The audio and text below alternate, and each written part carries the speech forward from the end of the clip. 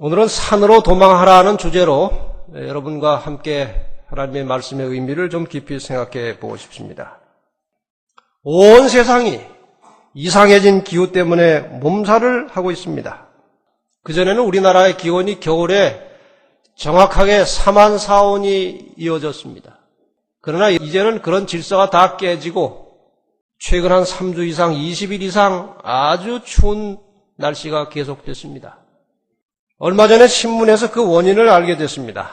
한동안 지구의 온난화 때문에 상당히 많은 어려움을 당했는데 이 지구가 따뜻해지면서 그 북극의 얼음이 빙하가 녹아내린 것입니다. 빙하는 그 녹은 물이 매우 차갑습니다. 이 물들이 멕시코만에 들어와서 그 멕시코만의 그 바닷물은 겨울마다 이 지구의 난로 역할을 하는 난류라고 합니다. 그런데 그 난류가 이제 차가워진 거예요.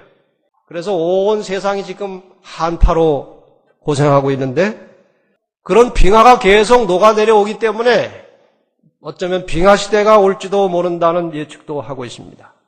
한 년, 1년 지내는 것이 참 기적과 같은 것입니다. 얼마나 세계 도처에 이상한 일과 큰 사건, 사고들이 일어나는지 모릅니다.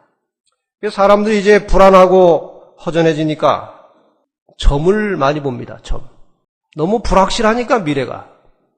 우리나라의 점 보는 시장에 1년에 돌아다니는 액수가 2조 원이 넘는다는 것입니다. 많은 지식인들도 학자들도 정치가들도 점을 보러 다닌다는 겁니다. 불확실하니까. 우리 재림교인들은 점 볼 필요가 없습니다. 예언이 있기 때문에 우리는 앞으로 어떻게 될 것을 다 알고 있습니다. 그러나 이 말씀을 모르는, 예언을 모르는 많은 사람들이 너무 불확실하고 불안해서 점을 보러 다니는 겁니다. 세월의 흐름에 따라서 인간의 도덕과 윤리 기준이 파괴돼서 가치관이 무너지고 감각이 없어집니다. 그래서 이상한 일들이 벌어지기 시작하고 있습니다. 노르웨이의 재무장관이 동성끼리 결혼을 한 기사, 저는 꽤 여러 해 전의 일입니다, 이미. 그 신사의 나라 영국에서도 희한한 일이 벌어지기 시작한 것입니다. 여자끼리 합법적으로 동성 결혼식을 시작했습니다. 종교적으로도 이상한 일들이 일어나고 있습니다. 한국의 종교가 이제 손을 잡고 자꾸 하나로 모이기 시작하는 겁니다. 종교가 종교 고유의 특색을 잃어버렸습니다. 종교 다원화, 모든 각각의 종교를 인정해 주자는 것입니다. 모든 각각의 종교에 구원이 있다는 사실을 인정하고 피차 서로 대화하자는 것입니다. 저것은 외형적으로 드러난 단어는 종교 다원하지만 사실상은 종교 이론합니다. 모든 종교를 하나로 합치자는 것입니다. 이것은 지금 오늘의 이 종교계의 세태는 사도행전 4장 12절의 말씀에 정면 도전하고 있는 것입니다. 하나님의 말씀을 거역하고 있는 것입니다. 사도행전 4장 12절에 보면 다른 이로서는 구원을 얻을 수 없나니 천하 인간의 구원을 얻을 만한 다른 이름을 우리에게 주신 일이 없음이니라. 모든 인류는 오직 예수 그리스도의 이름으로만 구원을 얻는 것입니다. 다른 어떤 종교에 어떤 신에게도 구원의 능력이 없습니다. 모든 다른 종교의 창시자는 인간입니다. 그들 자신조차 죽었습니다. 아무런 미래를 보장할 수 없는 인간들입니다. 그러나 하나님을 믿는 이 종교는, 이 종교와 이 신앙을 주신 분은 사람이 아니라 하나님이십니다. 그분만이 인간의 죄를 해결할 수 있으시고 그분만이 인간에게 생명과 영원한 생명을 주시는 분이십니다. 그런데 이것이 오늘날 도전을 받고 있습니다. 매우 혼잡해졌습니다. 사람들의 가치관이 다 허물어져 버렸습니다. 이것은 오늘날 대단히 심각한 문제입니다. 이 지구상의 모든 것이 이상해졌습니다. 그래서 이상한 것이 정상이고 그동안 정상이던 것이 이상하게 보이는 세상이 되었습니다. 우리 교회는 그런 청년들이 없겠지만 요즘 10대 아이들하고 이야기를 해보면 제가 가지고 있는 가치관은 이상한 나라의 이야기입니다. 그들 나름대로 특수한 가치관을 가지고 있어요. 자기 나름대로 마음대로 정하는 객관성이 없는 자기 나름대로의 가치관을 갖는 것입니다. 인간이 설정하는 모든 가치의 기준은 하나님의 말씀에서 나와야 하는 것입니다. 그런데 각각 가치를 갖는 것입니다. 창조주께서 원래 주셨던 모든 모양과 모습들이 변질되었습니다. 틀이 망가진 것입니다. 그래서 온 세상이 고통당하고 있습니다. 로마서 8장 22절에 보면 피조물이 다 이제까지 함께 탄식하며 함께 고통하는 것을 우리가 아나니 온 세상의 피조물이 인간과 더불어 모든 자연계가 탄식하고 고통하고 있습니다. 누가복음 21장 26절로 28절을 보겠습니다. 사람들이 세상에 임할 일을 생각하고 무서워함으로 기절하리니 이는 하늘의 권능들이 흔들리겠습니다. 이제 인간이 당하고 있는 이 사람의 환경 주변에서 일어나고 있는 일들을 한꺼번에 알게 되면 사람이 아마 졸도할 것입니다. 이 세상에 일어나는 모든 일들을 한꺼번에 알면 우리는 정말 견딜 수 없는 그런 이상한 세상에 살고 있습니다. 사람들이 세상에 임할 일을 생각하고 무서워하여 기절할 정도로 될 것이다. 그렇게 말씀을 하셨는데 27절에 이어서 이렇게 말씀하십니다. 그때에 사람들이 인자가 구름을 타고 능력과 큰 영광으로 오는 것을 보리라. 이런 일이 되기를 시작하거든 일어나 머리를 들라. 너희 구속이 가까웠느니라 하시더라. 이건 예수님께서 친히 하신 말씀이에요. 이렇게 세상이 혼란하고 복잡하고 온갖 사고와 질병과 사건들이 연이어 일어나는 것을 보면 너희 머리를 들고 하늘을 보라는 것입니다. 너희 구속이 가까웠느니라. 주님께서 오실 때가 가까이 왔다는 것입니다. 이 예수님의 오심에 대하여 가장 상세한 기록을 우리에게 제공하는 책은 마태복음 24장과 누가복음 21장입니다. 이 마태복음 24장과 누가복음 21장은 예수님께서 예루살렘을 내려다보시면서 장차 예루살렘이 멸망할 것을 예고하시면서 동시에 지구의 종말에 대하여 제자들에게 설명하고 있는 성경절입니다. 다시 말하면 예루살렘의 멸망과 지구의 종말을 동시에 설명하는 이중적 의미를 가진 책이 마태복음 24장과 누가복음 21장입니다. 마태복음 24장 3절에 보면 예수님께서 감람산에 앉으셨을 때 제자들이 와서 물었습니다. 예수님께서 그분의 다시 오심에 대해서 자꾸 말씀을 하니까 제자들이 이렇게 물었습니다. 우리에게 이르소서 어느 때에 이런 일이 있겠사오며 또 주의 임하심과 세상 끝에는 무슨 징조가 있사오리까? 주의 임하심과 세상 끝을 같이 보았습니다. 다시 말하면 이 세상에 종말이 오기 전에 주님께서 이 땅에 오시기 전에 무슨 일들이 일어날 것입니까? 그랬더니 예수님께서 14절까지 대답을 하셨습니다. 거짓 선지자가 많이 일어날 것이다. 전쟁이 자주 일어날 것이고 기근이 있을 것이고 지진이 많이 일어날 것이고 복음 전파의 큰 역사가 일어날 것이다. 이렇게 14절까지 설명을 하셨습니다. 그 다음에 갑자기 15절에 그러므로 하는 이야기가 나옵니다. 중요한 지점이 바로 여기입니다. 예수님의 재림의 징조에 대하여 말씀하신 다음에 예수님께서 그러므로 해서 전 문장과 연결된 새로운 말씀을 하십니다. 오늘 본문 말씀이죠. 그러므로 너희가 선지자 다니엘의 말한 바 멸망에 가증한 것이 거룩한 곳에 선 것을 보거든 읽는 자는 깨달을진저 그때에 유대에 있는 자들은 산으로 도망할지어다. 말이 좀 어려운 것이죠. 멸망에 가증한 것이 거룩한 곳에 서는 것을 보면 유대에 있던 자들은 산으로 도망가라. 지붕 위에 있는 자는 집안의 물건을 가질러 내려가지 말며 밭에 있는 자는 겉옷을 가지러 뒤로 돌이키지 말지어다. 빨리 도망가라. 그러면은 이 멸망에 가증한 것이란 무엇이냐 이겁니다.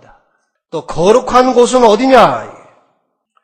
이 멸망에 가증한 것은 포괄적으로 설명을 드리자면 이 세속의 정치적, 인간적, 죄악적, 그리고 하나님과 그 백성들을 대적하는 세력들을 지금 이 말씀 속에서 멸망에 가증한 것이라고 예수님께서 말씀하고 계십니다.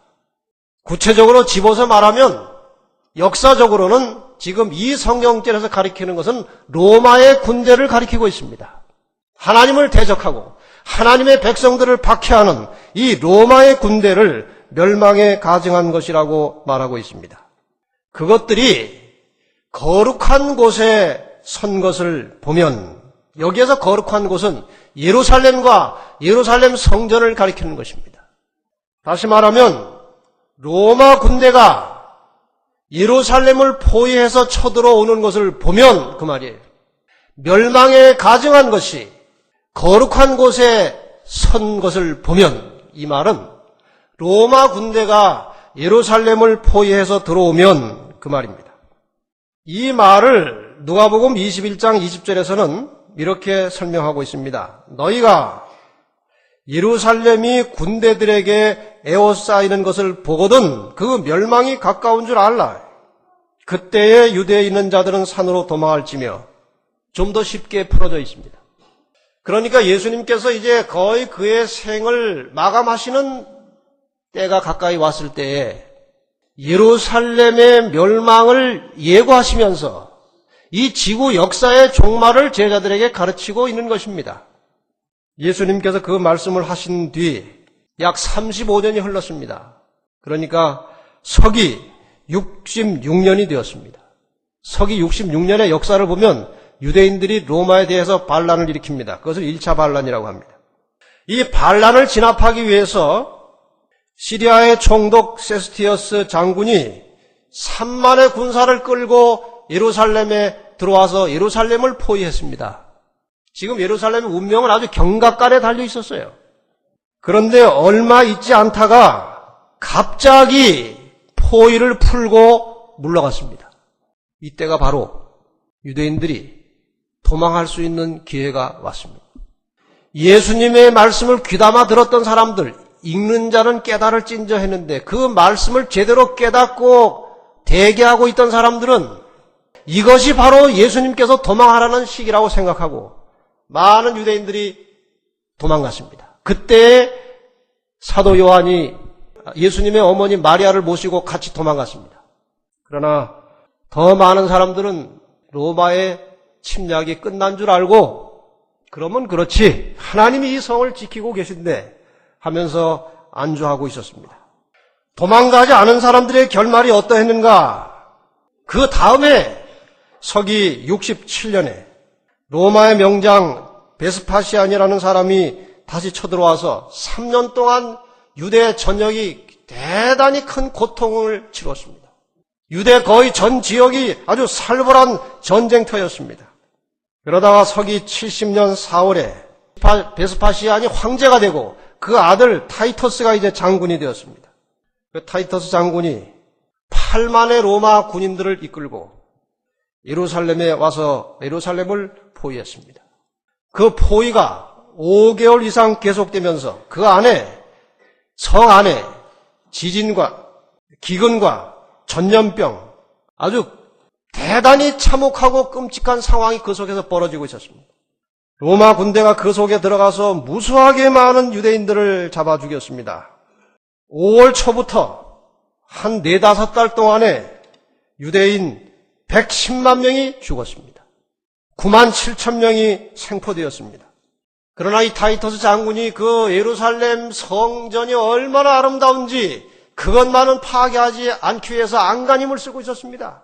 군사들에게 저것은 절대로 건들지 말라고 했어요.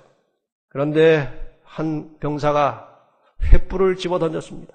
예루살렘 성전이 불타기 시작했습니다. 그 예루살렘 성전은 벽돌과 벽돌 사이에 몰타르가 금이었어요. 그러니 이 병사들이 이제 금에 환장을 한 것입니다. 그래서 금을 하나라도 더 캐려고 벽돌을 아주 모조리 다 허물어 버렸어요. 예수님께서 뭐라고 예언하셨는가 하면 마태복음 24장 2절에 돌 하나도 돌 위에 남지 않고 다 무너뜨려지겠다고 그랬어요. 완전히 폐허가 되어버렸습니다. 여러분, 예수님께서 하신 말씀에 대해서 절대적으로 신뢰하시기를 바랍니다. 도망갈 시간까지 예수님께서 다 예언으로 주셨어요. 그런데 그 말씀을 거절하다가 참혹한 죽음을 당한 것입니다. 이제 끝으로 이 말씀을 우리 현실에 적용을 하고 말씀을 마치겠습니다. 그럼 오늘날 멸망에 가증한 것이 거룩한 곳에 섰다는 것이 무엇이냐? 이것을 우리는 영적으로 적용할 필요가 있습니다. 하나님께서 만들어 놓으신 자연의 질서와 법칙을 인간들이 깨뜨리기 시작했습니다. 사람이 편리하게 살기 위해서 만들어낸 도구들 때문에 자동차, 냉장고, 텔레비전, 컴퓨터 이런 모든 도구들 때문에 온 세상이 공해와 오염으로 물들어가고 있습니다. 그래서 기후가 정신을 잃었어요. 비정상이 되었습니다. 남녀 간의 결합과 결혼의 질서를 깨뜨리고 동성 간의 결혼이 이제 합법적으로 이루어지고 있는 세상이 된 것입니다. 예수를 믿음으로 구원받는다는 진리를 허물어뜨리고 모든 종교에 구원이 있다고 가르칩니다. 하나님의 예언의 말씀과 하나님의 말씀을 신뢰하는 대신에 점쟁이를 찾아가고 점성술사를 찾아가고 인간의 지식과 과학을 의지하게 되었습니다. 창조주 하나님을 무시하고 진화론을 만들어서 섬기고 있습니다. 이것이 오늘날 이 세상에 들어왔고 이것이 오늘날 하나님을 섬기는 백성들의 생활 속에까지 침범하고 있습니다. 오늘 이 현실이 바로 멸망에 가증한 것이 거룩한 곳에 선 것입니다. 예루살렘의 멸망을 비유로 하자면 지금은 여러분과 제가 살고 있는 지금 이 시대는 산으로 도망가야 하는 시기입니다. 산으로 도망한다는 말의 영적인 의미가 무엇인가? 이 인간적이고 인공적인 삶의 틀을 벗어나 보라는 것입니다. 눈에 보이는 사물에만 치중하지 말고 눈에 보이지 않는 세계를 바라보는 것입니다. 이것이 산으로 도망하는 것입니다. 현실에 얽매인 삶을 좀 벗어나서 하나님의 말씀을 보고 그 말씀에 합당하도록 삶의 새로운 변화를 시도하는 것입니다. 이것이 산으로 도망하는 것입니다. 하나님의 뜻에 합당하지 않은 개인의 습관, 죄된 습성을 속히 버리고 고치는 것입니다. 이것이 산으로 도망하는 것입니다. 하나님이 사람을 위해서 만들어주시는 건강한 식품, 식물을 먹고 사는 것입니다. 이것이 산으로 도망하는 것입니다. 하나님께서 사람의 마음속에 넣어주신 양심을 회복하는 것입니다. 이것이 산으로 도망하는 것입니다. 하나님의 법도를 따라 사는 것이 산으로 도망하는 것입니다. 도망할 시기를 놓친 유대인들은 말할 수 없는 고난과 고통을 만나게 되었습니다. 지금같이 모든 것이 비정상적이고 불확실하고 부조리한 세상에서 우리의 삶에 어떤 획기적인 변화, 과감한 개혁이 일어나지 않으면 조만간 우리는 도망가지 않고 있다가 그 극심한 고통과 시련을 만나게 된 유대인의 운명을 우리도 만나게 될 것입니다. 예루살렘 멸망에 비유하자면 지금 우리는 1차 포위와 2차 포위 그 사이에 놓여 있는 것입니다. 그 기간은 도망가는 기간이었습니다. 우리의 가정이, 우리의 사업이 하나님의 뜻을 멀리 벗어나 있는데도 그런데도 이상하게 임시로 일시적으로 잘 되어 간다고 거기에 인생을 걸지 마시기를 바랍니다. 그렇다가 조만간 언제는 큰 낭패를 보게 될 것입니다. 인간이 하는 일이 잘 돼 가다가 그것이 영원히 잘 되는 일은 없어요. 언젠가는 끝나고 망하는 것입니다. 이미 지금도 하나님의 뜻을 따라서 바르게 살지 않는 사람들의 생활에는 정신적인 고통과 육체적인 고통의 도가 점점 심해져 가고 있습니다. 하나님을 신뢰하지 않고 하나님을 믿지 않은 사람들의 개인의 삶을 분석해보면 늘 고통과 절망입니다. 우리가 다 경험해 본 것이 아닙니까? 하나님의 말씀 안에, 하나님의 뜻 안에 평안이 있고 만족이 있고 기쁨이 있는 것입니다. 여러분이 놀라운 사실을 경험하시기를 바랍니다. 북극의 한 얼음덩어리에 독수리가 붙어 있었습니다. 가까이 가서 보니까 그 얼음덩어리에 붙어 있는 고기를 쪼아 먹다가 좀 더 많이 먹고 좀 더 많이 먹으려고 하다가 발이 얼음에 얼어붙어서 죽은 것입니다. 재물에 집착해서 좀 더 많은 재물을 얻기 위해서 신앙에 충실하지 못한 사람들을 말하는 것입니다. 실단새라는 것이 있습니다. 다 들어서 하는 이야기지만 집이 없는 새입니다. 사막에 있는 새. 낮에 사막이 뜨거우니까 잘 돌아다니다가 저녁에 이제 다 식어져가지고 추우니까 내일은 내가 집을 지어야 되겠다. 결심을 하지만 아침 햇살이 떠오르면 다시 따뜻해지니까 다 잊어버리고 또 실컷 놀다가 저녁에 들어오면 또 추워요. 내일 집을 지어야 되겠다. 매일 그렇게 내일 하다가 집 없이 사는 새가 있어요. 결단력이 약하고 현실적 재미를 추구하고 거기에 빠져 살아가는 사람들, 분별력이 없는 사람들을 말하는 것입니다. 기러기가 떼를 지어 날아갑니다. 거기에 그 떼를 끌고 가는 아주 노련한 기러기들이 앞에 있어요. 그러다가 이제 좀 지칠 때가 되면 기러기가 다 밑으로 내려와서 어느 한 곡식밭에 들어가서 곡식을 주워 먹습니다. 근데 한 노련한 기러기가 맛이 있으니까 내가 좀 이따가 따라갈 테니까 먼저 가라고. 길도 알고 워낙 노련한 기러기니까 먼저 가라고 내가 곧 따라간다. 그래서 하루 이틀 더 먹고 나는데 날라고 하니까 날라지질 않아요. 살이 쪄가지고. 날라갈 수가 없었어요. 너무 자신을 믿는 사람들, 자만심이 커서 하나님을 무시하고 사는 사람들, 그런 사람들을 말하는 것입니다.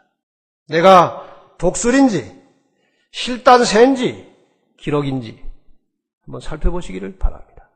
우리의 개인적 삶에 좀 더 과감한 결단이 일어나기를 바랍니다. 좀 더 나은 삶을 향해서 일어나시기를 바랍니다. 안식일에만 출석하시던 분들은 혹은 결석을 자주 하시는 분들은 교회 출석에 열심을 가지시기를 바랍니다. 가정예배가 무너지시면 가정예배를 회복하십시다. 기도를 하고 성경을 보고 예언의 신을 읽는 시간을 좀 더 확대하십시다. 식생활을 좀 개혁합시다. 좀 더 정직한 11조 헌금을 통해서 하나님과 긴밀한 관계를 가지시기를 바랍니다. 특별히 모든 사람을 이해하고 사랑하는 마음을 가지고 사랑이 뜨겁게 넘치는 교회가 되기를 바랍니다. 한 말씀을 읽고 마치겠습니다. 빌립보 4장 6절과 7절입니다. 아무것도 염려하지 말고 오직 모든 일에 기도와 간구로 너희 구할 것을 감사함으로 하나님께 아뢰라. 그리하면 모든 지각에 뛰어난 하나님의 평강이 그리스도 예수 안에서 너희 마음과 생각을 지키시리라. 인간은 연약하지만 우리가 주님을 의지할 때 우리는 모든 것을 할 수 있습니다. 우리 마음속에 평강을 얻을 수 있습니다. 감사가 넘치는 삶을 살 수 있습니다. 더 전심을 다해서 하나님께 기도하고 하나님을 신뢰하며 좀 더 그분께 가까이 나가는 되기를 바라면서 말씀을 마치겠습니다.